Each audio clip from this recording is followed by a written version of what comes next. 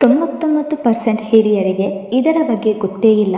ಈ 7 ಹಣ್ಣುಗಳ ಸೇವನೆಯನ್ನು ಇಂದೇ ನಿಲ್ಲಿಸಿ, ಏಕೆಂದರೆ ಇವುಗಳು ನಿಧಾನವಾಗಿ ನಿಮ್ಮ ಕಾಲುಗಳ ಶಕ್ತಿಯನ್ನು ಹೀರಿಕೊಳ್ಳುತ್ತಿವೆ.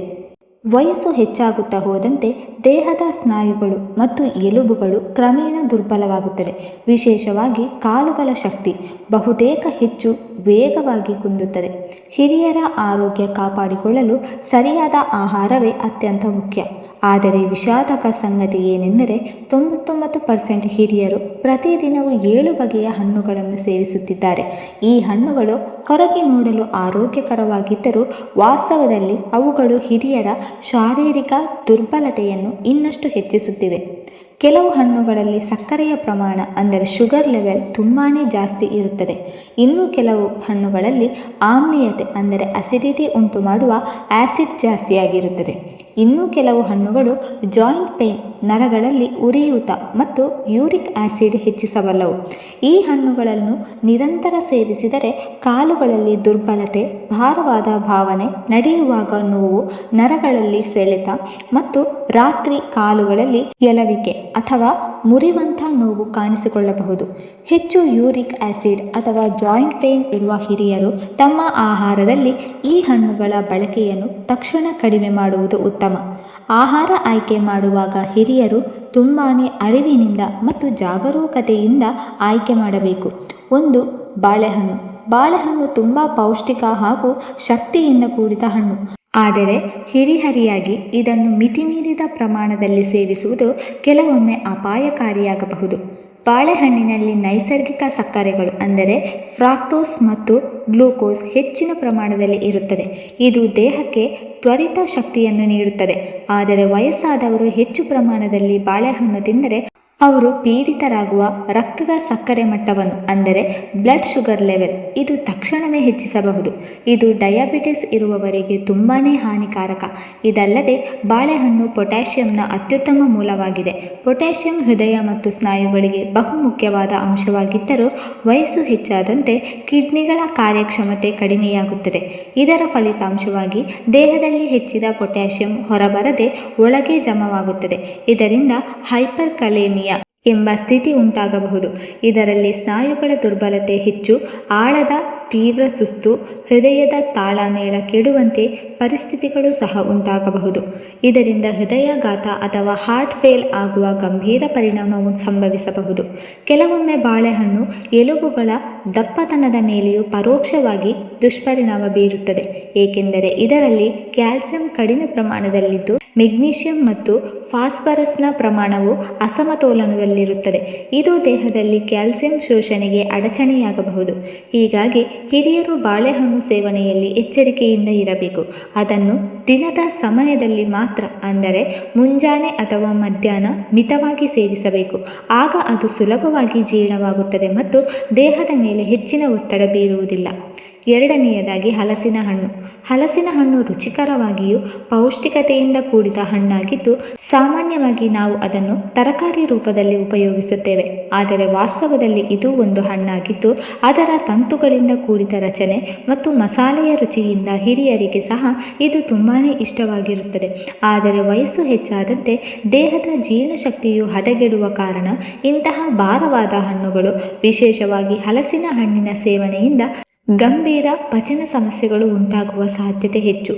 ಈ ಹಲಸಿನ ಹಣ್ಣಿನಲ್ಲಿ ಸ್ಟಾರ್ಚ್ ಮತ್ತು ಇತರ ಕೆಲವು ಕಠಿಣ ರಾಸಾಯನಿಕ ಅಂಶಗಳಿರುತ್ತದೆ. ಇವು ಇದನ್ನು ಹೆವಿ ಅಂದರೆ ತುಂಬಾ ಭಾರ ಆಹಾರವನ್ನಾಗಿ ಮಾಡುತ್ತದೆ. ಇದರ ಜೀರ್ಣಕ್ರಿಯೆ ಬಹಳ ನಿಧಾನವಾಗಿರುತ್ತದೆ ಮತ್ತು ಕೆಲವರಲ್ಲಿ ಹೊಟ್ಟೆ ಜ್ವರ, ತೂಕದ ಅನುಭವ ಮತ್ತು ಮಲವಿಸರ್ಜನೆಯಲ್ಲಿ ತೊಂದರೆ ಉಂಟು ಮಾಡಬಹುದು. ವಿಶೇಷವಾಗಿ ಈ ಹಣ್ಣನ್ನು ರಾತ್ರಿ ಸಮಯದಲ್ಲಿ ಅಥವಾ ಸರಿಯಾಗಿ ಮಸಾಲೆ ಹಾಕದೆ ಬೇಯಿಸಿದರೆ ಈ ತೊಂದರೆಗಳು ಇನ್ನಷ್ಟು ಗಂಭೀರವಾಗಬಹುದು. ಇದರಿಂದಾಗಿ ಹಲಸಿನ ಹಣ್ಣು ಜೀರ್ಣಾಂಗ ವ್ಯವಸ್ಥೆಯ ಮೇಲೆ ಹೆಚ್ಚು ಒತ್ತಡ ಉಂಟು ಮಾಡುತ್ತದೆ. ಹೀಗಾಗಿ 60 ವರ್ಷಕ್ಕಿಂತ ಹೆಚ್ಚು ವಯಸ್ಸು ಹೊಂದಿರುವವರು ಹಲಸಿನ ಹಣ್ಣಿನ ಸೇವನೆ ಮಾಡಬಾರದು ಅಥವಾ ಬಹಳ ನಿರ್ದಿಷ್ಟವಾದ ಕಡಿಮೆ ಪ್ರಮಾಣದಲ್ಲಿ ಸೇವಿಸಬೇಕು. ವಿಶೇಷವಾಗಿ ಅವರಿಗೆ ಈಗಾಗಲೇ ಹೊಟ್ಟೆ ಸಮಸ್ಯೆ, ಗ್ಯಾಸ್ ಅಥವಾ ಮಲಬದ್ಧತೆ ಇದ್ದರೆ ಸೇವಿಸಬೇಕಾದರೆ ಸಹ ಕಡಿಮೆ ಪ್ರಮಾಣದಲ್ಲಿ ಮಧ್ಯಾಹ್ನದ ಸಮಯದಲ್ಲಿ ಸರಿಯಾದ ಮಸಾಲೆ ಮತ್ತು ನೀರಿನೊಂದಿಗೆ ಬೇಯಿಸಿ ಸೇವಿಸುವುದು ಆರೋಗ್ಯದ ದೃಷ್ಟಿಯಿಂದ ಉತ್ತಮ. ಮೂರನೆಯದಾಗಿ ಕಲ್ಲಂಗಡಿ ಹಣ್ಣು. ಇದು ಬೇಸಿಗೆ ದಿನಗಳಲ್ಲಿ ಜನಪ್ರಿಯವಾದ ತಂಪು ನೀಡುವ ಹಣ್ಣು ಆಗಿದ್ದು, ದೇಹವನ್ನು ತಂಪಾಗಿರಿಸುವುದರ ಜೊತೆಗೆ ದೇಹದಲ್ಲಿ ನೀರಿನ ಪ್ರಮಾಣವನ್ನು ಕಾಪಾಡಲು ಸಹಾಯ ಮಾಡುತ್ತದೆ. ಇದರ ರುಚಿ ಸಿಹಿಯಾಗಿದ್ದು ಜ್ಯೂಸಿಯಾಗಿ ಲಘು ಆಹಾರದಂತೆ ತಿನ್ನಬಹುದಾದ ಈ ಹಣ್ಣು ಪಾನೀಯದ ಪರ್ಯಾಯವಾಗಿ ಕೆಲವೊಮ್ಮೆ ಬಳಸಲಾಗುತ್ತದೆ. ಆದರೂ ಹಿರಿಯರು, ವಿಶೇಷವಾಗಿ ಶುಗರ್, ಗ್ಯಾಸ್ ಅಥವಾ ಅಜೀರ್ಣ ಸಮಸ್ಯೆ ಇರುವವರು ಈ ಹಣ್ಣನ್ನು ಸೇವಿಸುವಾಗ ಹೆಚ್ಚು ಎಚ್ಚರಿಕೆಯಿಂದ ಇರಬೇಕಾಗಿದೆ. ಕಲ್ಲಂಗಡಿಯಲ್ಲಿ ಗ್ಲೈಸೆಮಿಕ್ ಇಂಡೆಕ್ಸ್ ಬಹಳ ಹೆಚ್ಚಿನ ಮಟ್ಟದಲ್ಲಿರುತ್ತದೆ. ಇದರ ಅರ್ಥ ಏನೆಂದರೆ ಈ ಹಣ್ಣನ್ನು ತಿಂದ ನಂತರ ದೇಹದಲ್ಲಿ ರಕ್ತದಲ್ಲಿನ ಸಕ್ಕರೆ ಮಟ್ಟವು ತ್ವರಿತವಾಗಿ ಏರುತ್ತದೆ. ವಯಸ್ಸು ಹೆಚ್ಚಾದಂತೆ ದೇಹದ ಮೆಟಬಾಲಿಸಮ್ ನಿಧಾನವಾಗುತ್ತದೆ ಮತ್ತು ದೇಹದ ಕೋಶಗಳು ಇನ್ಸುಲಿನ್ಗೆ ಕಡಿಮೆ ಪ್ರತಿಕ್ರಿಯಿಸುತ್ತದೆ. ಇಂತಹ ಸ್ಥಿತಿಯಲ್ಲಿ ಹಿರಿಯರು ಕಲ್ಲಂಗಡಿಯನ್ನು ಹೆಚ್ಚು ಪ್ರಮಾಣದಲ್ಲಿ ಸೇವಿಸಿದರೆ ಅವರ ಬ್ಲಡ್ ಶುಗರ್ ಮಟ್ಟ ತಕ್ಷಣವೇ ಹೆಚ್ಚಾಗಿ ಡಯಾಬಿಟಿಸ್ ಇರುವವರಿಗೆ ಹೆಚ್ಚಿನ ತೊಂದರೆ ಉಂಟು ಮಾಡಬಹುದು. ಇದನ್ನು ಹೊರತುಪಡಿಸಿ ಕಲ್ಲಂಗಡಿಯಲ್ಲಿ ನೀರಿನ ಪ್ರಮಾಣ ಅತ್ಯಂತ ಹೆಚ್ಚಿರುತ್ತದೆ. ಇದು ದೇಹವನ್ನು ಹೈಡ್ರೇಟ್ ಮಾಡುವ ಉತ್ತಮ ಆಯ್ಕೆಯಾಗಿದ್ದರೂ ಹೆಚ್ಚು ಸೇವಿಸಿದರೆ ಬ್ಲೋಟಿಂಗ್ ಅಂದರೆ ಹೊಟ್ಟೆ ಉಬ್ಬರವು, ಗ್ಯಾಸ್ ಆಗುವ ಸಮಸ್ಯೆಯು ಉಂಟಾಗಬಹುದು. ಈ ಹಣ್ಣನ್ನು ಖಾಲಿ ಹೊಟ್ಟೆಯಲ್ಲಿ ಅಥವಾ ರಾತ್ರಿ ಸಮಯದಲ್ಲಿ ತಿಂದರೆ ಹೀಗೆ ಜೀರ್ಣಶಕ್ತಿಯ ಮೇಲೆ ಹೆಚ್ಚು ಒತ್ತಡ ಬರುವ ಸಾಧ್ಯತೆ ಇದೆ.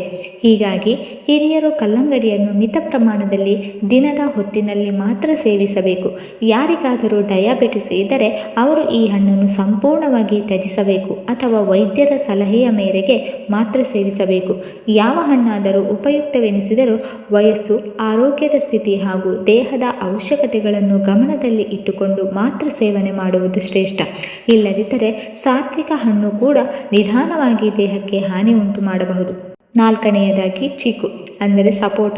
ಒಂದು ಸಿಹಿಯಾದ, ನಯವಾದ ಮತ್ತು ರುಚಿಕರವಾದ ಹಣ್ಣಾಗಿದ್ದು ಇದನ್ನು ನೇರಲ್ ಕ್ಯಾಂಡಿ ಎಂಬಂತೆ ಕೂಡ ಕರೆಯಲಾಗುತ್ತದೆ. ಅದರ ಸಿಹಿ ರುಚಿಯಿಂದ ಮಕ್ಕಳು ಮತ್ತು ಹಿರಿಯರು ಎಲ್ಲರೂ ಇದನ್ನು ಇಷ್ಟಪಡುತ್ತಾರೆ. ಇದರಲ್ಲಿ ವಿಟಮಿನ್ಸ್, ಖನಿಜಾಂಶಗಳು ಮತ್ತು ಆಂಟಿಆಕ್ಸಿಡೆಂಟ್ಗಳು ಸಮೃದ್ಧವಾಗಿದ್ದರೂ 60 ವರ್ಷ ಮೇಲ್ಪಟ್ಟ ಹಿರಿಯರು ಇದರ ಸೇವನೆಯಲ್ಲಿ ಹೆಚ್ಚು ಎಚ್ಚರಿಕೆ ವಹಿಸಬೇಕು. ಇದರ ಮುಖ್ಯ ಲಕ್ಷಣವಾದ ಸಿಹಿ ಹಿರಿಯರಿಗಾಗಿ ಪ್ರಮುಖ ಅಪಾಯವಾಗಬಹುದು.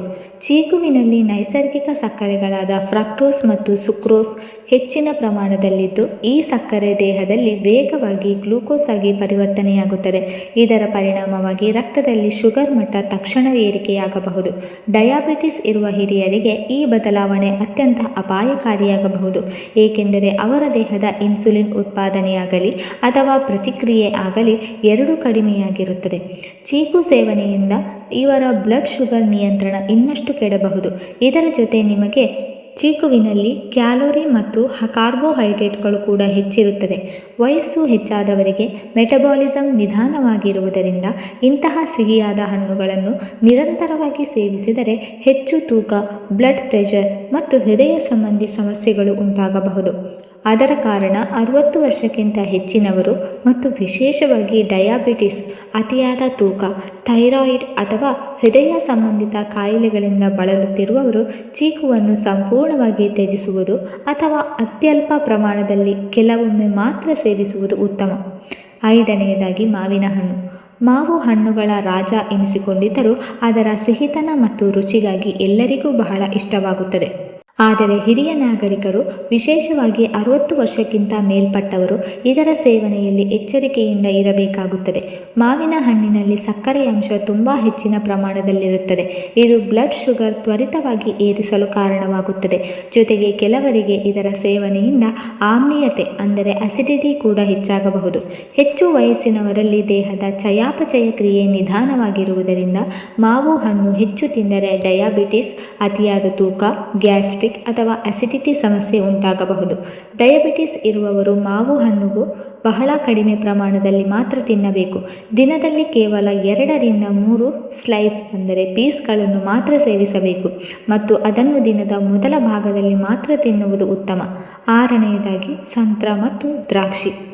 ಎರಡು ರುಚಿಕರ ಹಾಗೂ ಪೌಷ್ಟಿಕ ಹಣ್ಣುಗಳಾಗಿವೆ. ಅವುಗಳಲ್ಲಿ ವಿಟಮಿನ್ ಸಿ ಸಮೃದ್ಧವಾಗಿದೆ. ವಿಟಮಿನ್ ಸಿ ಒಂದು ಶಕ್ತಿಶಾಲಿ ಆಂಟಿಆಕ್ಸಿಡೆಂಟ್ ಆಗಿದ್ದು ರೋಗ ನಿರೋಧಕ ಶಕ್ತಿಯನ್ನು ಹೆಚ್ಚಿಸಲು, ಚರ್ಮದ ಆರೋಗ್ಯವನ್ನು ಸುಧಾರಿಸಲು ಮತ್ತು ದೇಹದ ಕೋಶಗಳ ಪುನರ್ನಿರ್ಮಾಣಕ್ಕೆ ಸಹಾಯ ಮಾಡುತ್ತದೆ. ಆದರೆ ಹಿರಿಯರು ಮತ್ತು ಸಂವೇದನಾಶೀಲ ಜೀರ್ಣಾಂಗ ವ್ಯವಸ್ಥೆ ಹೊಂದಿರುವವರು ಈ ಹಣ್ಣುಗಳನ್ನು ಸೇವಿಸುವಾಗ ಕೆಲವು ಮುನ್ನೆಚ್ಚರಿಕೆಗಳನ್ನು ಪಾಲಿಸಬೇಕಾಗುತ್ತದೆ. ವಿಶೇಷವಾಗಿ ಖಾಲಿ ಹೊಟ್ಟೆಯಲ್ಲಿ ಅಥವಾ ಹೆಚ್ಚು ಪ್ರಮಾಣದಲ್ಲಿ ಸೇವಿಸಿದಾಗ ಬೆಳಿಗ್ಗೆ ಖಾಲಿ ಹೊಟ್ಟೆಯಲ್ಲಿ ಸಂತ್ರ ಅಥವಾ ದ್ರಾಕ್ಷಿಯಂತಹ ಸಿಟ್ರಸ್ ಹಣ್ಣುಗಳು ಸೇವಿಸಿದರೆ ಈ ಹಣ್ಣುಗಳ ಆಮ್ಲೀಯತೆಯ ಸ್ವಭಾವ ಅಂದರೆ ಅಸಿಡಿಕ್ ನೇಚರ್ ಹೊಟ್ಟೆಯಲ್ಲಿ ಈಗಾಗಲೇ ಇರುವ ಹೈಡ್ರೋಕ್ಲೋರಿಕ್ ಆಮ್ಲದ ಜೊತೆ ಕ್ರಿಯೆಗೊಂಡು ಆಮ್ಲೀಯತೆ ಸಮಸ್ಯೆ ಉಂಟುಮಾಡಬಹುದು.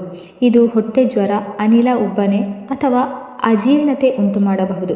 ಹಿರಿಯರಲ್ಲಿ ಈ ತೊಂದರೆ ಇನ್ನಷ್ಟು ಗಂಭೀರವಾಗಬಹುದು, ಏಕೆಂದರೆ ಅವರ ಜೀರ್ಣಶಕ್ತಿ ಈಗಾಗಲೇ ಕುಂದಿರಬಹುದು. ಇದೇ ರೀತಿ ಹೆಚ್ಚು ಪ್ರಮಾಣದಲ್ಲಿ ಸಂತ್ರ ಮತ್ತು ದ್ರಾಕ್ಷಿಯನ್ನು ಸೇವಿಸಿದರೆ ದೇಹದಲ್ಲಿ ಯೂರಿಕ್ ಆಸಿಡ್ ಮಟ್ಟವು ಏರಬಹುದು. ಯೂರಿಕ್ ಆಸಿಡ್ ಹೆಚ್ಚಿದರೆ ಇದು ನೇರವಾಗಿ ಮೂಳೆ ನೋವು, ಕಾಲುಗಳ ಶೋಧ, ಘಾಟಿಯ ಮುಂತಾದ ತೊಂದರೆಗಳನ್ನು ಉಂಟು ಮಾಡಬಹುದು. ಮುಖ್ಯವಾಗಿ ಈಗಾಗಲೇ ಈ ರೀತಿಯ ಆರೋಗ್ಯ ಸಮಸ್ಯೆಗಳನ್ನು ಹೊಂದಿರುವ ಹಿರಿಯರಿಗೆ ಈ ಹಣ್ಣುಗಳನ್ನು ನಿರ್ದಿಷ್ಟ ಪ್ರಮಾಣದಲ್ಲಿ ಮಾತ್ರ ಸೇವಿಸುವುದು ಸುರಕ್ಷಿತ. ಆದ್ದರಿಂದ ಇವುಗಳನ್ನು ವಿಟಮಿನ್ ಸಿಯ ಉತ್ತಮ ಮೂಲವಾಗಿದ್ದರೂ ಸಹ ಅವನ್ನು ಖಾಲಿ ಹೊಟ್ಟೆಯಲ್ಲಿ ಸೇವಿಸಬೇಡಿ ಮತ್ತು ದಿನದ ಯಾವುದೇ ಸಮಯದಲ್ಲಿ ಮಿತ ಪ್ರಮಾಣದಲ್ಲಿ ಮಾತ್ರ ಸೇವಿಸಿ. ನೀವು ಈಗಾಗಲೇ ಆಮ್ಲೀಯತೆ, ಮೂಳೆ ನೋವು ಅಥವಾ ಯೂರಿಕ್ ಆಸಿಡ್ ಸಮಸ್ಯೆಯಿಂದ ಬಳಲುತ್ತಿದ್ದರೆ ಈ ಹಣ್ಣುಗಳನ್ನು ಸೇವಿಸುವ ಮೊದಲು ವೈದ್ಯರ ಸಲಹೆ ಪಡೆಯುವುದು ಉತ್ತಮ. ಮಿತವಾಗಿ ಮತ್ತು ಸರಿಯಾದ ಸಮಯದಲ್ಲಿ ಸೇವಿಸಿದ ಹಣ್ಣುಗಳು ಮಾತ್ರ ದೇಹಕ್ಕೆ ಲಾಭಕಾರಿಯಾಗುತ್ತದೆ. ಇಲ್ಲದಿದ್ದರೆ ಅದೇ ಹಣ್ಣುಗಳು ಆರೋಗ್ಯ ಸಮಸ್ಯೆಗೆ ಕಾರಣವಾಗಬಹುದು. ವೀಕ್ಷಕರೇ, ಇಂದಿನ ಈ ಮಾಹಿತಿ ನಿಮಗೆ ಇಷ್ಟವಾಗಿದ್ದರೆ ದಯವಿಟ್ಟು ಲೈಕ್ ಮಾಡಿ, ಶೇರ್ ಮಾಡಿ ಮತ್ತು ಕಮೆಂಟ್ ಮಾಡಿ. ಹಾಗೆ ಮುಂದಿನ ವಿಡಿಯೋಸ್ಗಳಿಗಾಗಿ ನಮ್ಮ ಚಾನಲನ್ನು ಸಬ್ಸ್ಕ್ರೈಬ್ ಮಾಡಿಕೊಳ್ಳಿ. ಧನ್ಯವಾದಗಳು.